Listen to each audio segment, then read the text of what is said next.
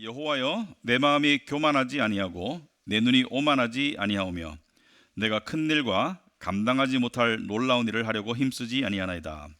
실로 내가 내 영혼으로 고요하고 평온하게 하기를 젖된 아이가 그의 어머니 품에 있음 같게 하였나니 내 영혼이 젖된 아이와 같도다. 이스라엘아, 지금부터 영원까지 여호와를 바랄지어다. 아멘. 앉으기 바랍니다. 우리 기도해야 되겠습니다. 하나님 아버지, 저희들 세상을 살아가면서 하나님과 동행하려고 또 말씀도 보고 또 기도도 하려고 했지만 많이 부족했음을 저희들이 느낍니다. 하지만 매주 이렇게 주일 예배 또 안식일을 통해서 저희가 영적으로 하나님을 예배하고 또 찬송하며 또 하나님으로부터 진리의 가르침을 받고 또 그 속에서 깨달음을 얻고 또 그 진리를 깨달음을 통해서 알게 모르게 자유함이 주어지고 우리의 마음의 응어리가 풀어지며 또 성도 간의 교제를 통해서 우리가 세상에서는 맛볼 수 없었던 그런 다른 교제의 맛을 보게 됩니다. 오늘도 우리 사랑하는 성도님들이, 우리 영적 가족들이 이 자리에 모였습니다. 우리 한 아버지 하나님을 한 영으로 예배하고 또 더 나아가서 우리가 말씀을 통해서, 특별히 시편 말씀을 통해서 우리 성도가 어떻게 살아가야 될지, 세상 속에서 어떻게 살아가야 될지 지혜를 얻을 수 있는 그런 시간입니다. 우리에게 지혜가 필요합니다. 왜냐하면 우리는 어리석기 때문입니다. 우리에게 지혜가 필요합니다. 왜냐하면 우리는 고집이 세기 때문입니다. 우리에게 지혜가 필요한 것은 우리는 했던 잘못을 계속 반복하고 그 잘못을 통해서 이루어진 고통 때문에 깨달음을 얻더라도 곧 망각하고 마는 그런 미련한 양과 같습니다. 아버지, 우리를 긍휼히 여겨 주시고 또 말씀으로 풍성히 먹여 주시고 우리가 지혜를 쌓아나갈 수 있도록 주님 도와주시옵소서. 예수님 이름으로 기도합나이다. 아멘. 우리 서두에 말씀드렸듯이 우리가 지혜를 얻고 있는데요. 지혜는 지식에서 출발합니다. 근데 지식과 지혜가 같진 않아요. 지식이 숙성되고 연습되어서 내 것이 되는 것을 지혜라고 그런다. 그래서 지식은 중요한 출발이지만 지혜가 자동적으로 되진 않는다. 근데 어떤 사람은 지식은 많은데 지혜가 없어요. 그러니까 성경 말씀을 예를 들면 성경 말씀은 구구절절히 많이 외우지만 지혜가 없는 사람이 있어요. 왜 그럴까? 왜냐하면 그 말씀을 머릿속에만 저장했지 내 삶 속에 정말 실행해보고 순종해보고 하지 않았기 때문이죠. 그런데 이 지식이 지혜가 되기 위해서는 매우 정교하고 매우 세심한 그런 적용이 필요합니다. 아무 때나 막 꽂으면 안 돼요. 여러분, 그 정교한 전자제품을 가지고 아무 때나 막 꽂으면 안 되잖아요. 그죠? 볼트를 확인하고 정확하게 이렇게 그 운용을 해야 되지, 아무렇게나 막 사용하면 그게 제대로 작동할 수가 없고 오히려 고장이 나게 되겠죠. 그래서 오늘 말씀도 여러분이 읽어보면 어려운 말씀은 없습니다. 그런데 되게 깊어요. 그리고 여러분들이 이렇게 논리적으로 하나님 주신 선물이죠, 그죠? 인간의 이성과 논리를 가지고 이렇게 또 성령의 도우심으로 이렇게 따라오다 보면 여러분에게 깨달음이 있을 수 있고 그 깨달음을 통해서 여러분이 삶의 변화로 나아가야 합니다. 그래서 오늘 말씀은 1절에 보시면은 이 현대인들에게 매우 중요한 가르침입니다. 오늘 말씀이 특히 우리나라 사람들, 현대를 살아가는 우리나라 사람들에게 매우 중요한 가르침이다. 자, 1절에 보시면은 이 다윗의 시편인데 다윗이 이렇게 말합니다. 다윗은 왕이었어요. 왕이기 때문에 많은 것을 가지고 권력자였습니다. 그런데 내 마음이, 여호와여, 내 마음이 교만하지 아니합니다. 이건 자기 자랑이라기보다는 자기 결단이에요. 내 마음이 교만하지 않겠습니다. 내 눈이 오만하지 않겠습니다. 눈이 높은 곳에 돌아다니지 않겠습니다. 사람을 아래로 보고 깔아보고 자기를 높이고 그렇게 하지 않겠습니다. 내가 교만하지 않고 오만하지 않겠습니다. 자, 성경에는 교만에 관한 말이, 오만에 관한 말씀이 많이 나오죠. 교만을 경계하는 말씀이 많이 나오죠. 대표적인 말씀이 잠언에 나오죠. 잠언 16장 18절에 교만에는 멸망이 따른다. 그러니까 교만이 있으면, 인과관계를 봤을 때 교만을 심으면 멸망이 자란다. 그러니까 거만에는, 오만에는 파멸이 따른다. 그러니까 이 교만에는 멸망이 따르고 거만에는 파멸이 따른다. 이 교만은 무너질 때 빨리 무너져요. 여러분, 겸손한 사람이 어떤 삶에 어떤 균열이 오면은 옆에 사람들이 떠받쳐 줍니다. 와가지고 위로해 주고. 교만한 사람이 균열이 오잖아요. 와서 다 함께 짓밟아요. 그죠? 교만은 굉장히 빠른 파멸을 가져옵니다. 그래서 오늘 본문을 교만이라는 관점에서 살펴보려고 할 텐데 세 가지 제목으로 살펴보자. 첫째는 교만의 위험에 대해서 살펴보자. 교만의 위험. 교만이 왜 위험한가? 두 번째는 교만의 모습. 교만은 어떤 모습으로 나타나나? 세 번째는 교만의 치료. 교만을 어떻게 고쳐나가야 될까? 그래서 교만의 위험, 교만의 모습, 교만의 치료. 자, 교만의 위험을 교만의 위험. 여러분, 교만은 여러 가지 이유에서 위험하죠. 아까 얘기했듯이 교만은 이 사람들이 안 좋아해요. 세상에서 이 사람들이 교만한 사람을 안 좋아합니다. 거만한 사람을 안 좋아해요. 거만한 사람을 좋아하는 척 해줄 수는 있어요. 힘이 있으니까. 그러나 그 사람의 힘이 없어지면 사람들은 바로 본색을 드러내서 교만을 그냥 쳐버립니다. 그래서 불도저로 밀어버려요. 그래서 교만이 굉장히 위험하고 하나님과의 관계에서도 교만은 정말 그 하나님과의 관계를 가로막는 요소 1순위입니다. 하나님과의 관계에서 이 하나님과의 교제가 안 돼요. 평강이 들어올 수 없어요. 교만한 속에는 그러니까 이 교만한 웃음은 있을 수 있지만 참다운 기쁨은 없고요. 만족이 없습니다. 교만한 사람은. 교만한 사람은 과시는 하지만 만족은 없어요. 그러니까 교만은 영적으로도 안 좋고 사회적으로도 안 좋고 교만은 여러 면에서 안 좋아요. 여러분들 교만하면 떠오르는 사람이 있어요? 근데 교만이라는 단어를 들으면 누군가가 떠오르는 사람이 있다면 저와 여러분이 C.S. 루이스가 한 말을 좀 생각해 봐야 돼요. C.S. 루이스가 순전한 기독교에서 이런 말을 했거든요. 이 세상에서 어느 누구도 자유롭지 못한 한 가지 악덕이 있는데 그것은 모든 사람이 다른 사람에게서 이것을 발견하게 될 때는 몹시 혐오하지만 자기 자신도 그런 악덕에 빠져 있는지를 잘 모른다. 그 한 가지 악덕은 그리스도인도 예외가 아닌 그 한 가지 악덕은 바로 교만이다.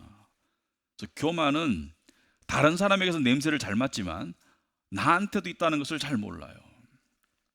사람들은 부자가 교만하고 가난한 사람은 교만하지 않다고 생각하는데 꼭 그렇지 않습니다. 가난한 사람도 교만합니다. 부자도 간혹 겸손할 수 있어요. 근데 가난한 사람도 교만한 사람이 많아요. 그래서 교만은 무슨 사회 경제적 지위, 그것은 교만이 겉으로 드러나느냐 속에 잠재해 있느냐의 문제이지 교만은 사람이 가지고 있는 본성입니다. 그래서 약자와 가난한 자가 교만할 수 없는 것은 교만할 수 있는 상황이 안 되었을 뿐이지 교만이 없는 게 아니에요. 교만이 그 안에 있을 때가 많아요. 그래서 교만이라는 걸 생각할 때 자신을 떠올렸으면 좋겠다. 그래서 교만은 매우 위험합니다. 영적으로도 위험하고 사회적으로도 위험하고 매우 안 좋아요. 파괴적이에요. 교만은 어떤 모습으로 드러나나 이게 되게 중요합니다. 여기 좀 시간을 많이 보내고 싶어요. 오늘 본문을 통해서. 여러분, 교만하면 어떤 모습이에요? 교만하면 대체로 두 가지 모습입니다. 자기의 가진 것과 자기의 능력을 가지고 자기를 높이는 것이 교만이고, 두 번째는 상대를 깔아뭉개는 것이 교만이죠. 그죠? 사람은 상대를 밟으면서 자기를 세우죠. 이게 교만이에요. 그러니까 교만은 사람 사이의 해악이에요. 사람 사이에서 교만은 좋은 게 아니죠. 자기를 높이면서 상대를 깔아뭉개는 게 교만입니다. 그래서 우리는 교만이라고 말할 때는 저 사람 되게 자랑질이 심해, 저 사람 자기가 뭐 연봉이 많아, 또 뭐 외모가 어때, 뭐 인기가 높아, 저 사람 거만해, 저 사람 겸손한 척하지만 실제로는 교만해. 여러분, 그 TV MC 중에 아주 그 수십 년 동안 MC한 사람들 중에 매우 이렇게 옆집 아저씨 같고 구수하고 겸손해 보여서 제가 그런 얘기를 몇 번 들었어요. 길 가다가 관광지에서 우연히 만나서 접근해 보면 헐, 텔레비에서 나오는 모습하고 너무나 다르게 쌀쌀하고 거만하고 교만하고 옆에 다가오는 것을 벌레 다가오듯이 이렇게 하는 그런 분들이 있다라고 이야기하거든요. 그래서 겸손한 척 하지만 교만한 사람도 많은데 오늘 성경에서 이 131편에서 다루는 교만의 모습은 여러분들이 좀 상상하기 어려운 모습입니다. 다윗은 나는 교만하지 않겠어요? 나는 내 마음이 교만하지 않고 내 눈이 오만하지 않습니다. 그러면서 뭐라 그래요? 그 다음에 보면 내가 큰 일과 감당하지 못할 놀라운 일을 하려고 힘쓰지 아니합니다. 자, 다윗은 교만하지 않기 위해서 뭐예요? 큰 일과 감당하지 못할 놀라운 일, 대단한 일을 하려고 애쓰지 않습니다. 그렇다면 이 문맥상에 봤을 때 이 본문에 나오는 교만의 모습은 뭔가요? 큰 일을 도모하는 것, 감당하지 못할 일을 원하는 것, 거기에 애를 쓰는 것을 성경은 교만이라고 그래요.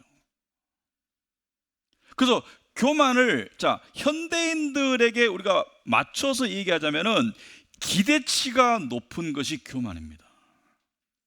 여러분, 기대치가 높아야 될 영역이 있어요. 아무리 하나님을 정말 많이 알고 싶어요. 이건 제가 말하는 기대치는 아시죠? 세상적인 기대치가 높은 것이 교만이에요. 비현실적인 기대치가 높은 것이 교만이에요. 욕심과 연결된 기대치가 교만이라는 것을 생각해 보셨습니까? 세상 사람들은 이것을 교만이라고 부르진 않아요. 그냥 나는 기대치가 높아. 근데 요즘 많은 현대인들이 기대치가 높아요. 그래서 이 과거에는 덕담인데 현대에는 악담이 된 게 있습니다. 과거에는 이런 말 하면 사람이 덕담으로 받아들였습니다. 현대에 이런 말 하면 악담으로 여기는 말이 뭐냐면은 분수를 알아야 돼. 네 분수를 알아야 돼. 이것이 분수껏 살아가. 이게 과거에는 덕담이었습니다. 나를 조종해주는. 내가 이렇게 마음이 이렇게 헛바람이 들었을 때, 야, 네 분수를 알아야지. 이렇게 말하면은 감사합니다. 이런 정도로 이렇게 덕담이었지만 요즘 2030한테 제가 가가지고 야, 분수를 알아야지. 이렇게 말하면 공격적으로 받을 그죠? 기분 나쁠 것 같아요. 그죠? 목사님이 나를 무시하나? 어? 분수를 알아. 이게 왜냐하면 사람들이 기대치가 자연스럽게 사회적 분위기가 기대치가 올라간 거예요. 자, 그런데 제가 기대치라는 얘기를 했는데 목표, 욕심. 그런데요, 성경은 기대치가 너무 높은 것을 교만이라고 말하고 기대치가 너무 없는 것, 그러니까 이번 생은 틀렸어 뭐 이런 삶이 있잖아요. 그죠? 그거는 게으름이라고 부릅니다. 그거는 무책임이라고 그러고. 그래서 제가 항상 강조하지만 지혜는 중용이다. 그죠? 자식 사랑도 지나친 것은 좀 피해가 될 수 있고, 자식을 팽개치는 것은 무책임이 되고 중용이다. 그죠? 중용. 그래서 중용의 덕이라는 것을 아리스토텔레스부터 주장을 했거든요. 중용이 되게 중요해요. 그래서 여러분 귀담아 들어야 돼요. 지혜롭게 들어야 돼요. 자, 성경은 한 번에 대단한 것을 빨리 이루고자 하는 것을 교만이라고 합니다. 근데 오늘날 많은 사람들이 그런 비현실적인 기대를 가지고 살아가요. 비현실적인 기대를 가지고 살아가요. 요즘의 사회 현상을 보면 이런 생각이 좀 듭니다. 어떤 생각이 들면은 살기는 나아졌어요? 많이 나아졌죠, 그죠? 과거 시대 여러분 중세에 비교해서 유럽이나 대한민국 역사를 보면 중세는 흑사병, 대한민국에는 이게 노비들 그리고 사람들이 막 굶어가지고 나무 껍질 벗겨 먹고 그런 시대의 사람들에 비해서 오늘날 시대는 얼마나 풍요로워졌는지 몰라요. 그러나 이 19세기에 미국에 헨리 데이비드 소로라는 사람이 있었어요. 헨리 데이비드 소로라는데 많이 알려지지 않은 사상가예요. 철학자예요. 사상가. 근데 이 사람이 19세기 초에 미국이 어땠냐면은 여러분 인류 역사를 보면은 이 중세 천년의 변화 또는 기원전의 천년의 변화, 이것은 천년 동안 별 변화가 없습니다. 뭐 농사 짓던 농기구가 살짝 바뀌고 모양이 바뀌고 무슨 이렇게 금속이 좀 바뀌고 이 정도의 변화인데, 이 문명의 발달이 천년 동안 이루어졌던 것이 산업혁명이 오면은 100년 만에 10년 만에, 지금은요 중세에 이루어진 천년의 변화가 지금 1년에 이루어지는 그런 속도인 것 같아요. 엄청나게 변하죠. 여러분 지금 AI 시대, 로봇 시대 다 따라하고 있어요? 잘 못 따라가잖아요. 그죠? 이게 무슨 스테이블 코인 이런 거 나오면은 이게 무슨 말이지? 이렇게 변화가 너무 빨라서 따라가기가 어려운 시대다. 그런데 이 19세기 초에 미국을 예를 들면 영국에서 시작된 산업혁명의 변화가 미국으로 물밀듯이 몰려와요. 철도가 놓이고 증기기관차가 막 돌아다니고 도로가 깔리고 자동차가 나타나기 시작하고, 그리고 공장에 기계들이 막 돌아가고, 그래서 대량 생산이 이루어지고, 그래서 엄청난 변화, 지금 우리가 겪는 변화를 그 당시의 사람들도 똑같이 느꼈을 거예요. 세상이 너무나 빨리 변하네. 집집마다 전기가 들어가고 세상이 너무나 빨리 변하네 라는 우리와 비슷한 시대를 살아가는데, 빠른 변화 속에는 항상 급격한 부의 창출이 일어납니다. 그래서 빠른 변화의 시대에는 급격하고 빨리 부를 쌓는 사람들이 나타나기 시작해요. 오늘날도 그렇죠, 그죠? 무슨 스타트업이라든지 어떤 이름도 없던 회사가 갑자기 두각을 나타내가지고 그런 빠른 변화가 오죠. 당시에도 그래서 많은 사람은 아니죠. 사람들이 삶이 풍요로워지고 또 어떤 사람들은 빨리 부를 이루어서 큰 저택을 사고 농장을 사고 외국 수입 사치품을 들여오고, 오늘날 그런 정도의 사치품 수입품이 아니라 무슨 인도에서 온 뭐 상아라든지 어떤 그런 것을 통해서 많은 부를 축적하는 사람들이 나타나기 시작했는데, 대중의 삶의 질이 좋아졌는데, 이 소로라는 사람이 이렇게 말했습니다. 가진 자든 안 가진 자든 자세히 살펴보니까 그들의 저변에는 공통적으로 흐르는 어떤 기류가 있더라. 그것을 소로는 이렇게 표현했습니다. 조용한 절망.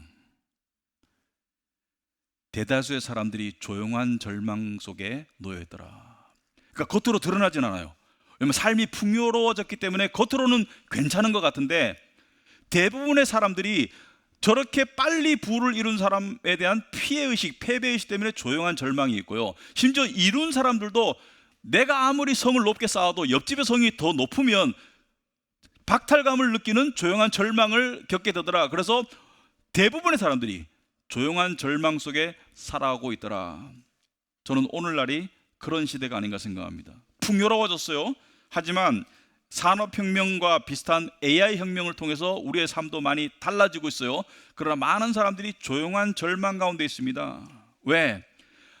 급격한 변화 속에 급격한 부를 빨리 이루는 사람들을 보면서 좌절감을 느끼고, 나도 기대치가 높아져 있어요. 왜냐하면 사회 전체가 기대치가 높아졌기 때문에. 근데 이 비현실적인 기대치를 가지고 있는데 이게 실현될 가망이 없으니까 조용하게 절망하고 있는 거예요. 여러분, 신앙과 삶은 연결되어 있죠. 그러니까 지혜서가 있는 거예요. 성경의 말씀을 삶 속에 살아가는 것이, 그것이 신앙의 믿음의 내재화입니다. 그래서 세상적인 얘기를 조금 제가 설명 안 할 수가 없어요. 자, 오늘날 많은 사람들이 기대치가 높아져 있지만 기대치가 높다는 것을 몰라요. 그리고 어떤 사람들은 나는 기대치가 없어라고 말하지만 그게 게으름이고 그게 좌절인 거예요.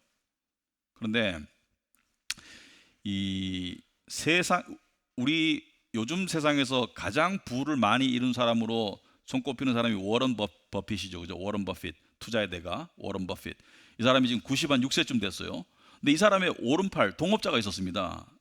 한 60년 이상 동업한 사람인데 찰리 멍거라고 있습니다. 이 찰리 멍거라는 사람이 2023년도에 99세로 사망을 합니다. 그러니까 굉장히 장수했죠.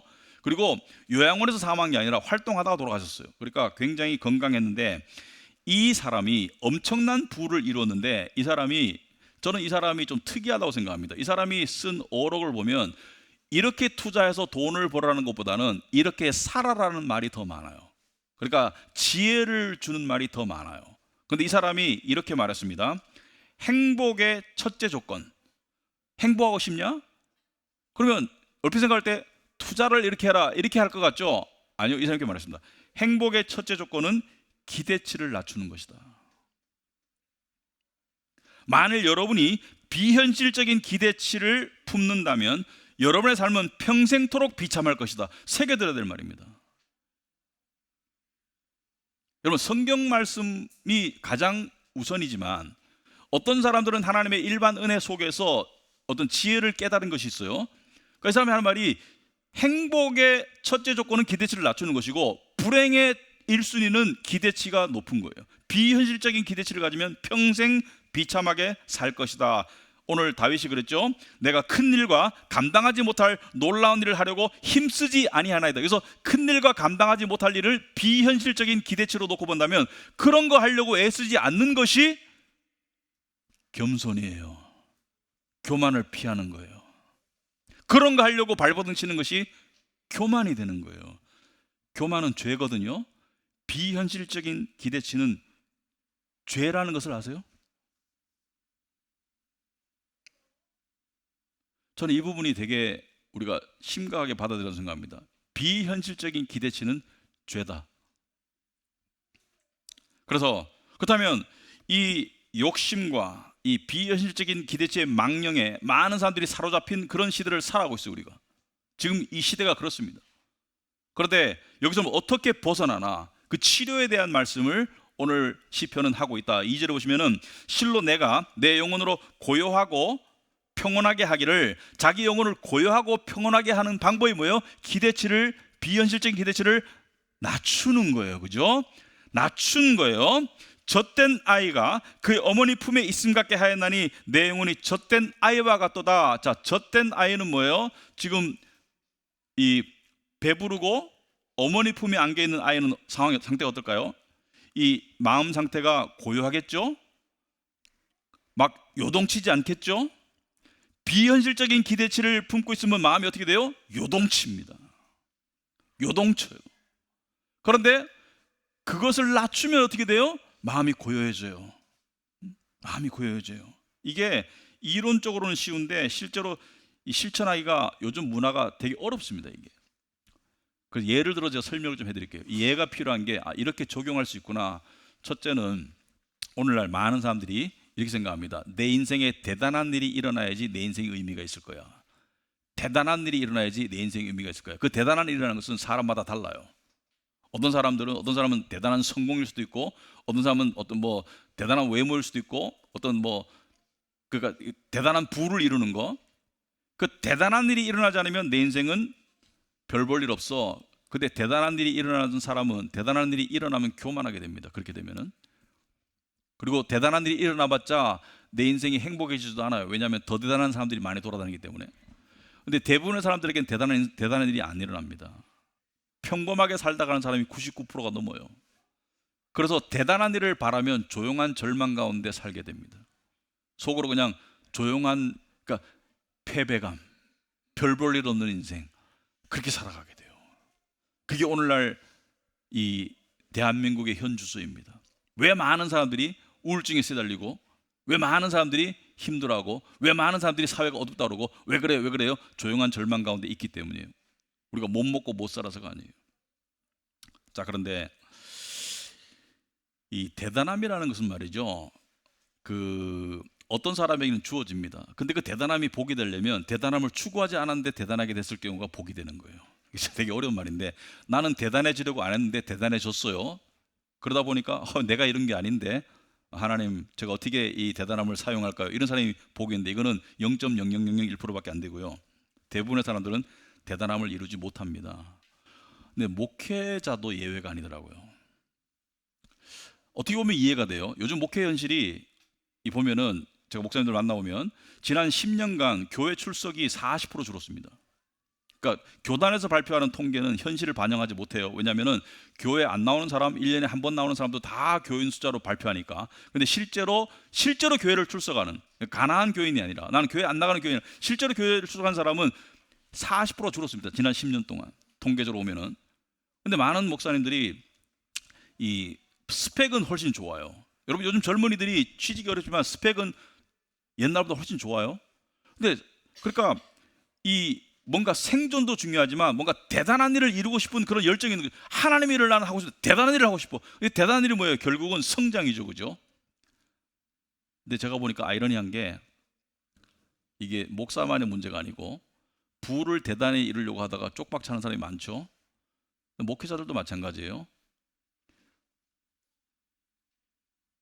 교회를 키우려고 하다가 있는 교인도 놓치는 경우가 많더라고요.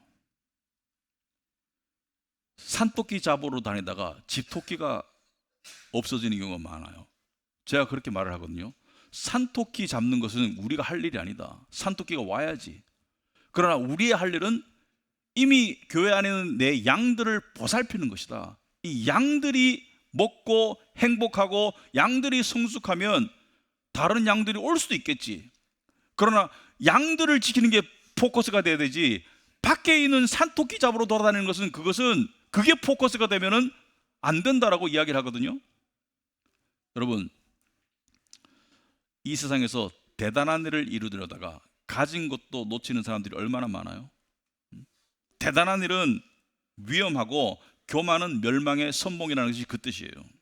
그런데 이 평범함의 의미, 평범함 속에서의 의미, 그 평범함 속에서 나에게 주어진 상황 속에서 내가 성실히 해나갈 수 있는 것을 찾을 줄 아는 것이 지혜입니다. 그래서 내가 주어진 처지 속에서 어떤 부분을 더 잘할 수 있을까라고 생각하는 사람은 그 작은 발전과 작은 진보 속에서 보람을 느끼게 돼요. 그게 삶의 소확행이에요. 작지만 확실한 행복. 근데 이전에는 소확행이라는 단어가 유행했는데 요즘엔 소확불행이에요. 작으면 불행하다고 생각하는 사람이 너무 많아요. 여러분, 두 번째, 이거는 많은 사람들이 해당돼요. 일확천금을 꿈꾸는 사람들이 너무 많아요. 일확천금을. 왜냐하면 그런 사람들이 실제로 있거든요. 실제로 그런 사람도 있어요. 빨리 부를 이룬 사람이 있어요. 또 어떤 사람은 나는 파이어족, 발음도 안 되네. 파이어족이 되고 싶다. 그래서 빨리 돈 모아서 은퇴하고 싶어. 자, 성경은 그런 사람들을 허황되고 게으른 사람이라고 한다. 성경은 죽을 때까지 네 할 일을 열심히 해라. 그렇게 말하지 빨리 은퇴해서 뭐 하려고? 뭐 하려고? 그래서 파이어족이 목적이다. 그거 좋은 거 아닙니다. 그거 부러워하지 마세요. 그런데 보세요. 오늘날 많은 사람들이 빨리 부를 이루려고 하는데 이거는 교만이고 탐욕이고 죄예요. 그 다음에 부를 이루지 말아야 되는가? 성경은 성실하게 부를 이루어가는 것을 지혜라고 말합니다. 그래서 성경 여기 관한 매우 중요한 말씀이 있는데 잠언 13장 11절에 쉽게 얻은 재산은 줄어드나 손수 모은 재산은 늘어난다. 이게 좀 영어로 봐야지 확 와닿아요. 그래서 영어로 써놨어요. 무슨 말이냐면은 부인데 급하게 얻은 부는 줄어든다. 이 줄어든다는 것은 실제로 줄어들 수 있지만은 마음이 더 커져서 부가 적게 느껴질 수도 있다. 어쨌든 간에 급하게 복권에 당첨된 사람들이 뭐 인생이 막다른 골목으로 가고 이런 거 많이 들어봤죠, 그죠? 근데 두 번째 말이 중요한 거예요. little by little, 영어로 적어놨죠, 그죠? 차근차근 모아가는 것을 성경은 장려해요. 여러분 그 주변에서 갑자기 막 엄청난 투자 수익을 얻었다든지 엄청난 부를 얻었다든지 그런 사람들 부러워하지 마세요. 성경은 그것을 위험하다고 봅니다. 차근차근 이루어가는 것에 즐거움을 가져야 되는데 사람이 자꾸 남의 것을 보고 자꾸 비교하고 이것은 정말 남 때문에 내 인생이 망치는 것밖에 안 돼요. 그 정말 자기 마음을 지켜나가야 되는 것이거든요. 근데 아까도 말했지만은 워런 버핏이 전 세계에서 투자가로는 제일 성공했죠. 그런데 이 사람이 60년 이상 투자했는데 이 사람은 큰 수익을 노린 적이 없습니다. 이 사람의 이 투자 일생을 보면 그냥 꾸준한 수익이 복리로 쌓인 거예요. 이 사람이 복리의 마법을 이야기하거든요. 이 복리라는 게 처음에는 적은 수익이 계속 축적되고 굴러가다 보면은 눈덩이처럼 불어난다. 여러분이 그 한번 계산기 한번 두드려 보세요. 100만 원, 1000만 원을 넣어놓고 복리로 퍼센트를 주고 기간을 한번 곱해 보세요. 30년, 50년 전에 어떤 결과가 나타나냐. 근데 이 사람이 제가 봐서는 그 믿는 사람은 아니지만 대단한 인생 철학이 있다. 이 사람이 그 자기가 지금 가지고 있는 자산이 수천조입니다. 그런데 자식에게는 0.01%도 안 물려줬어요. 자식 여러 명에 물려준 유산이 이미 유언장 작성했거든요. 0점 다 합쳐도 자식들한테 물려준 걸 다 합쳐도 0.01%가 안 돼요. 1%도 안 되고 0.1%도 안 되고 0.01%도 안 되는데 물어봤습니다. 왜 이렇게 적게 물려주냐? 근데 일반인이 봐서는 적은 돈은 아니에요. 하는 말이 내 자식에게 그냥 그냥 이렇게 기댈 수 있는 돈은 주지만 놀고 먹을 돈은 안 주겠다. 왜? 사람은 성실히 살아가야 돼. 나머지 재산은 다 사회에 환원했어요. 근데 이 사람이 보면은 정말 하나님의 일반 은혜 속에서 뭐냐면 겸손하게 살았어요. 마음을 높이지 않고. 이 사람이 그 최애 음식이 뭐예요? 맥도날드입니다. 맥도날드 버거 세트인데 투자가 잘 된 날은 버거 큰 거 먹고 안 된 날은 작은 거 먹고 그렇게 따른 유명한 일화가 있습니다. 그리고요 수십 년 살던 집에 그냥 살았어요. 이사를 굉장히 늦게 했습니다. 처음으로 새 차를 산 나이가 60살 가까이 됐어요. 계속 중고차 타고 다녔어요. 여러분 뭔가 배울 점이 있지 않아요? 그렇게 돈이 많은데 마음을 낮추기 위해서 노력한 거. 그리고 이 말씀 꼭 드리고 싶어요. 워런 버핏과 찰리 먼거가 공통적으로 하는 습관이 있는데요, 독서입니다. 독서. 하루의 시간의 반 정도를 독서로 보냅니다. 그래서 찰리 먼거가 이렇게 말했거든요. 책을 읽지 않는 사람 중에 지혜로운 사람 못 봤다. 자기는 누구를 만나서 지혜 있는 사람인가 아닌가를 알기 위한 방법으로는 책을 보느냐예요. 책을 보느냐. 책을 읽지 않는 사람 중에 지혜로운 사람 못 봤다. 근데 그리스도인은 책을 더 읽어야 돼요. 성경책, 신앙서적, 또 여러 가지 책을 더 읽어야 되는데, 철학책도 읽어야 된다고 저는 주장하고 싶어요. 읽어야 되고 주장하고 싶은데, 책을 안 읽으면서 부자가 되기를, 유튜브 보면서 지혜로워지기를, 천만의 말씀, 만만의 말씀, 그건 안 돼요. 안 됩니다. 저는 제 집에 테이블에 책이 세 종류가 있어요. 성경책 말고. 첫째는 신앙서적, 두 번째는 제가 좋아하는 철학책, 세 번째는 세상에 관한 지혜서들. 세 가지 종류의 책을 저는 계속 읽어가고 있거든요. 왜? 책을 통해서 얻는 게 굉장히 많아요.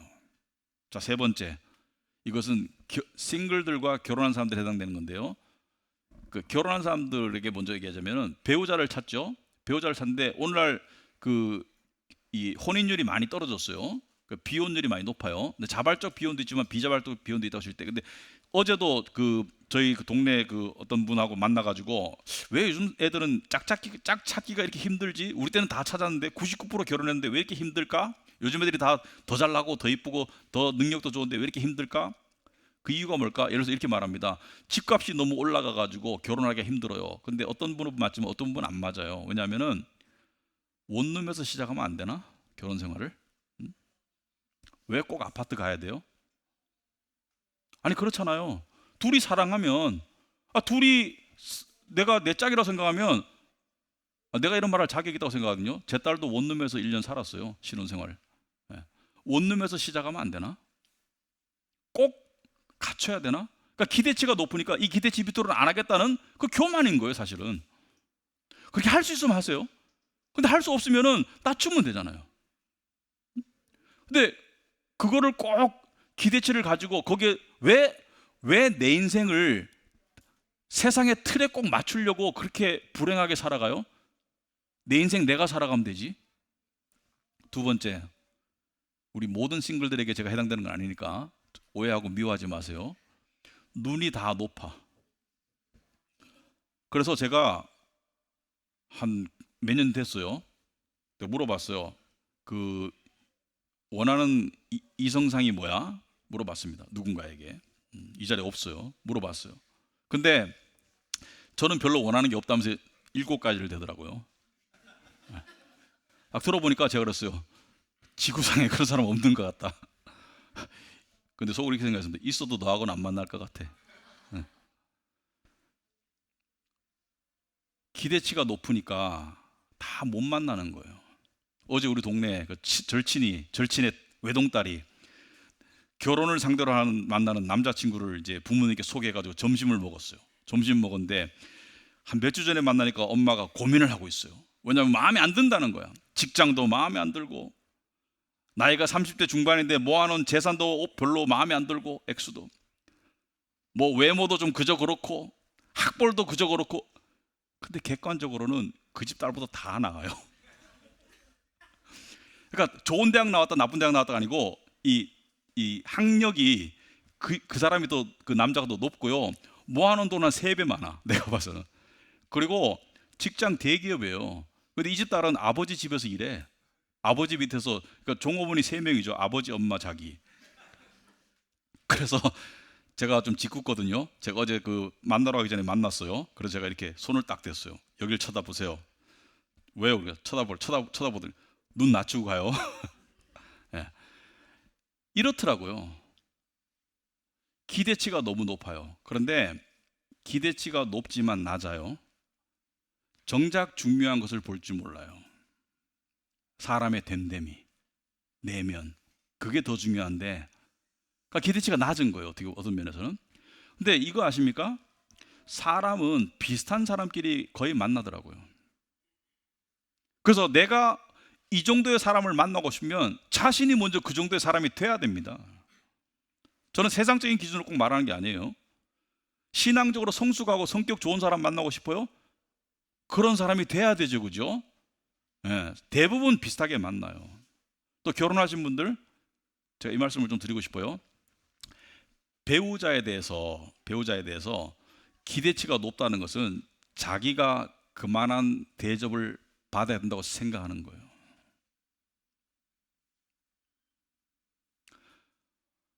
근데요, 자기가 그만한 사람이 못 된다는 것을 알아야 합니다. 그럴 때 상대의 많은 부분들이 감사해질 거예요. 예를 들어서 비근한 예로 열심히 일해서 돈을 벌어왔어요. 월급을 받아왔어요. 첫 번째 해야 될 게 뭐예요? 수고했어요. 얼마냐를 확인하기 전에 수고했어야 합니다. 특히나 조심해야 될 것은 이것밖에 안 되라든지 누구는 얼마 벌었다든지 그런 말은 정말 치명적입니다. 음식을 차렸어요.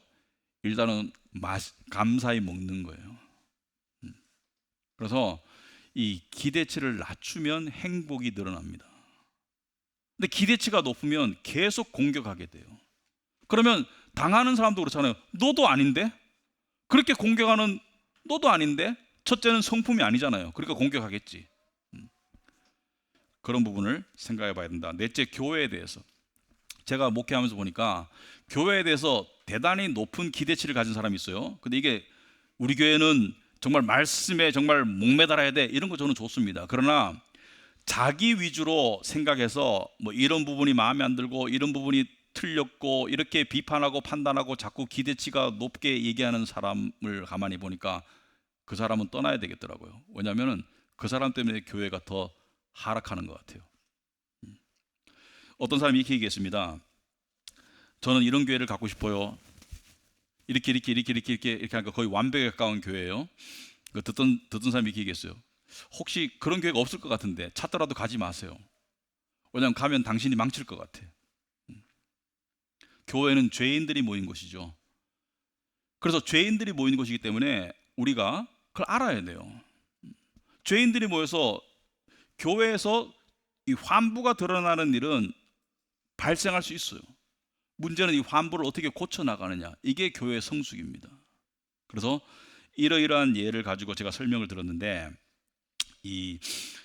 우리는 무언가 대단한 것을 자꾸 이루고 가지고 싶어 하거든요. 왜 그럴까 생각해 볼 수 있어요? 여러분, 왜 자꾸 돈을 많이 벌고 싶고 성공하고 싶고, 왜 막 이 스펙도 많이 쌓고 싶고 높은 지위와 권력도 갖고 싶고, 권력이란 말은 우리 일반인들은 잘 안 어울리지만 권력도 갖고 싶고, 왜 그럴까요? 왜 그런지 한번 생각해 보신 적 있습니까? 돈이 많으면 이게 쓰기 좋잖아. 여행도 가고 맛있는 거 사 먹고, 그게 이유일까요?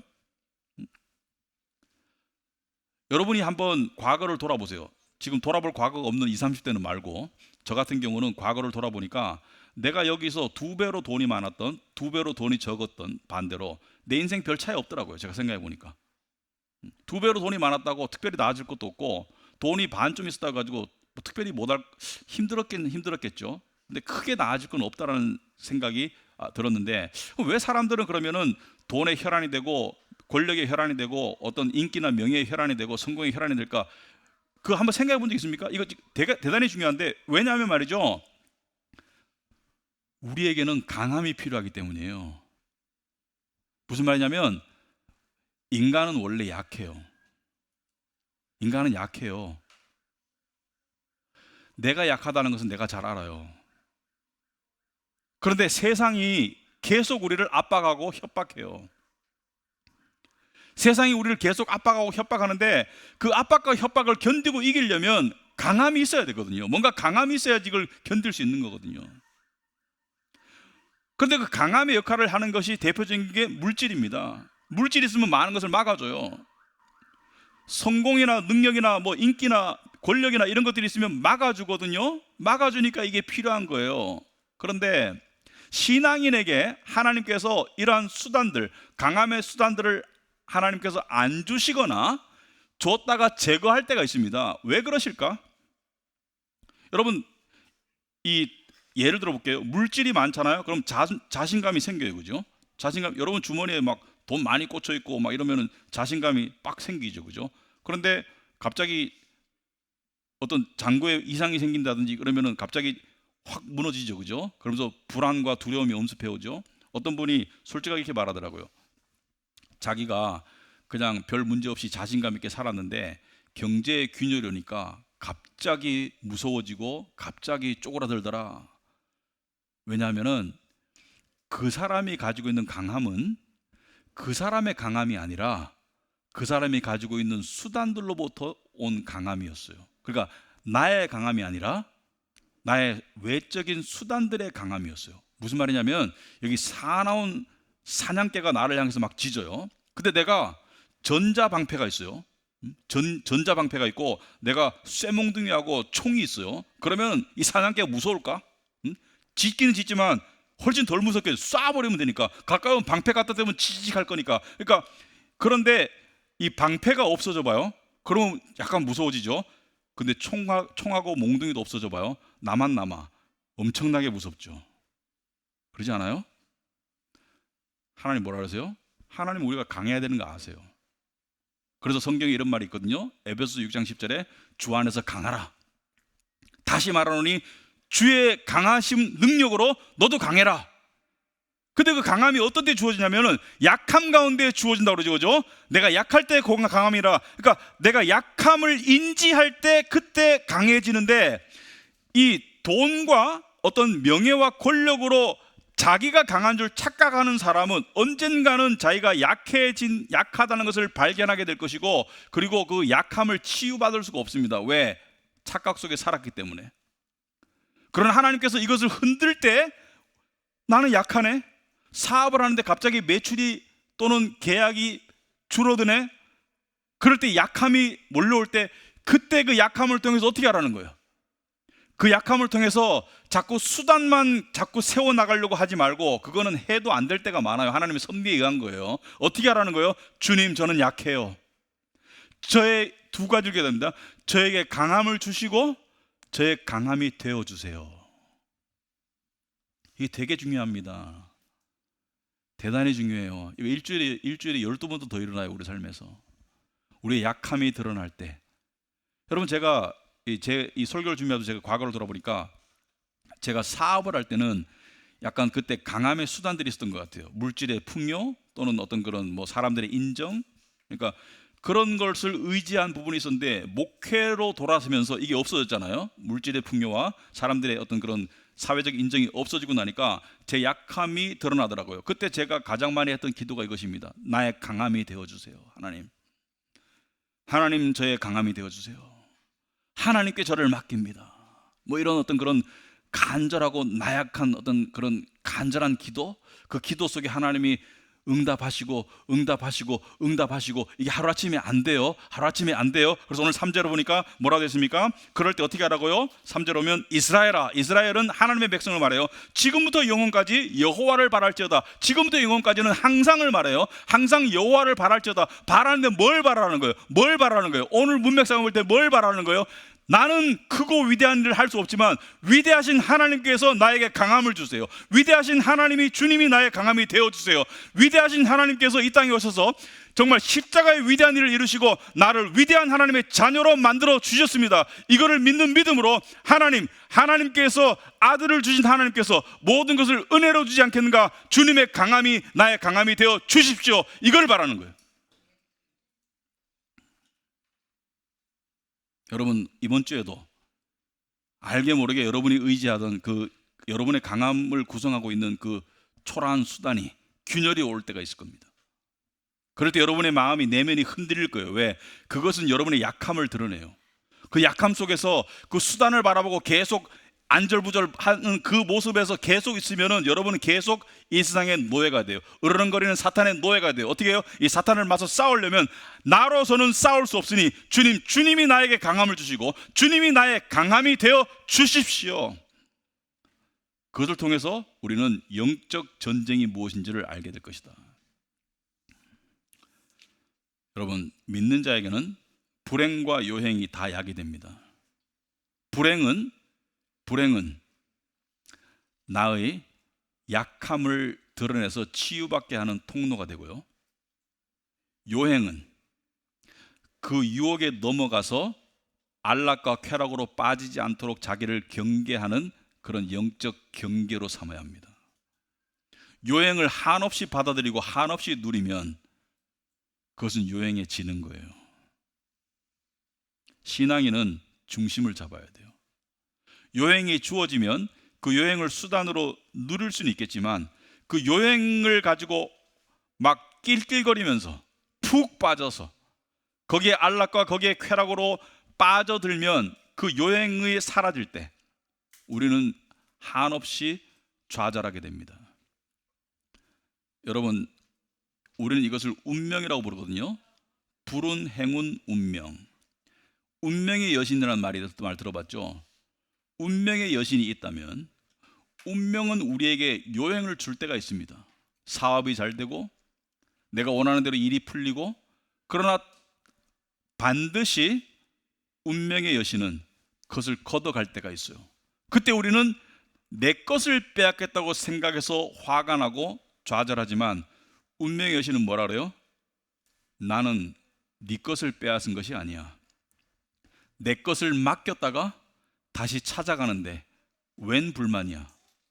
이렇게 얘기합니다. 그러므로 요행이 주어졌다고 절대로 그것을 절대적인 자기 것으로 생각하지 말아라.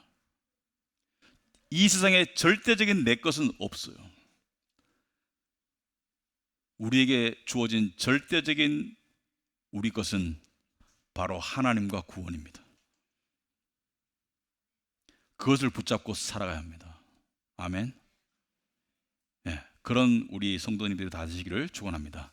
기도하겠습니다.